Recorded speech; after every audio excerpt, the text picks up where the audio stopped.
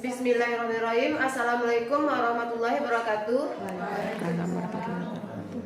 Kata penghormatan saya tumpahkan kepada pemateri yang terdahulu. Baiklah Bapak Ibu guru, di sini saya akan menjelaskan materi mengenai inklusif atau siswa berkebutuhan khusus. Siswa berkebutuhan khusus atau inklusi yaitu sistem pendidikan yang memberikan kesempatan setara bagi semua murid, termasuk yang memiliki disabilitas dan kebutuhan khusus. Adapun yang dinamakan dengan MBK yaitu murid yang memiliki hambatan dalam belajar dan perkembangan baik karena kondisi fisik, mental, intelektual, sensorik dan atau sosial emosional.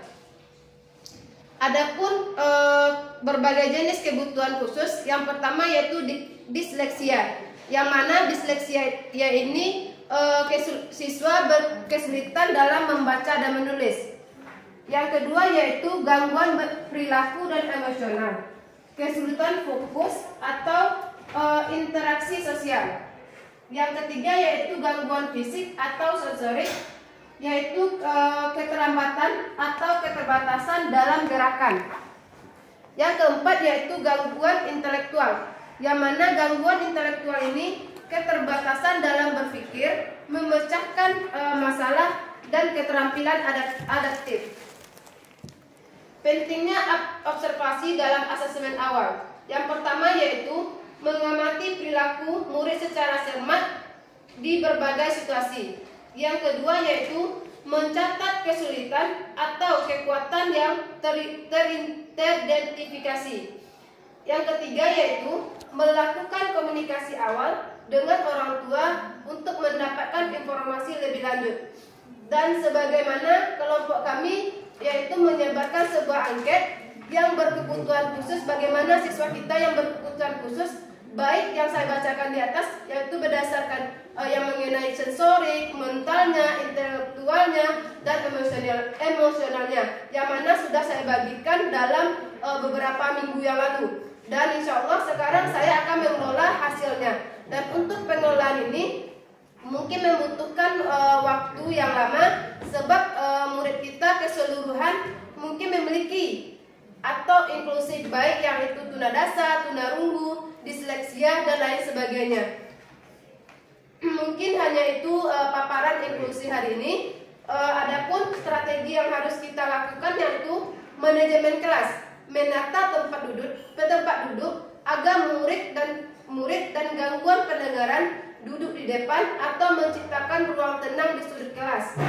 Yang kedua yaitu menggunakan alat bantu, memanfaatkan teknologi asosiatif. Yang ketiga yaitu komunikasi efektif, menggunakan bahasa yang sederhana, memberikan instruksi satu persatu, dan menggunakan isyarat visual. Mungkin hanya itu paparan materi saya. Apakah ada pertanyaan dari Bapak Ibu guru? Baik, terima kasih atas pemaparan tentang inklusi. Mungkin ini hal baru ya bagi kita, dan kita mengetahui andaikan ada anak yang inklusi itu di dalam kelas kita, apa peran kita sebagai seorang guru? Apakah tagihan yang kita minta pada siswa kita samakan dengan siswa-siswa yang lain? Kemudian tujuan penilaian akhirnya bagaimana? Apakah bisa anak-anak inklusi ini mendapatkan nilai yang sama dengan anak-anak yang kalau kita bilang dia tidak inklusi? Bagaimana kita seorang guru memberikan penilaian? Intinya seperti itu.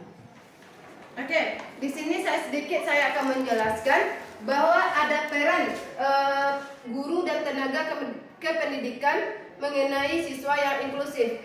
Yang pertama yaitu guru GPK berperan sebagai koordinator utama yang mengimplementasikan RPI atau rancangan pendidikan individu. Yang kedua yaitu guru wali memberikan dukungan individual atau kelompok kecil dan membantu guru kelas dalam merancang modifikasi pembelajaran.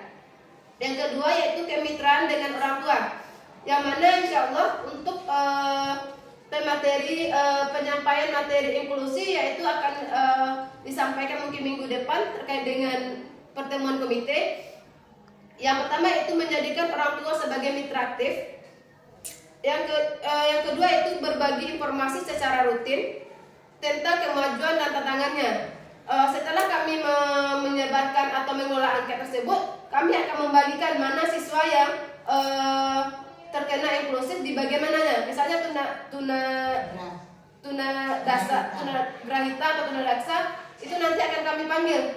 Dari hasil ini yang kami temukan, nanti akan kami lakukan, kalau peran guru BK akan kami bicarakan dengan siswa tersebut.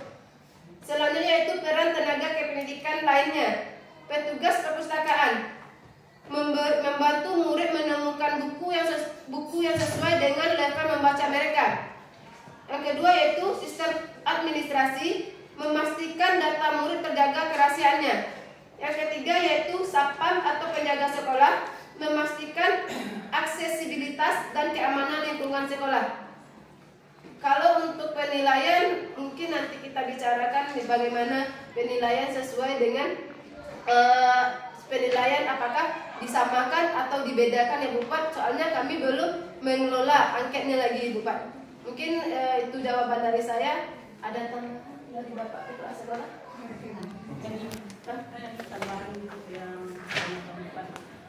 Saya kemarin didiskusikan dengan Pak Busit. Kalau seandainya ada anak ibu yang berkebutuhan khusus itu bukan hanya yang cepat belajar, yang lambat belajar juga. Maka siapkanlah EPP yang berdiferensiasi.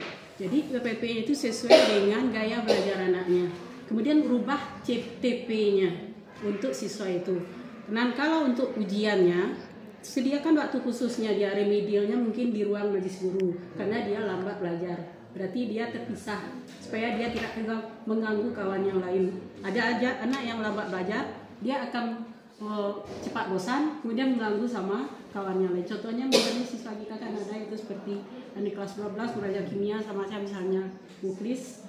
Nah, dia mungkin lambat belajar dalam kimia, tidak paham, akhirnya mengganggu di dalam. Jadi sediakan tempatnya khusus untuk remedialnya, kemudian mata pelajaran atau soal yang diberikan berbeda dengan untuk siswa yang reguler biasa. Di saat kita ujian itu berarti dia tetap ujian bersama. Tetap ujian tapi soalnya beda. Khusus.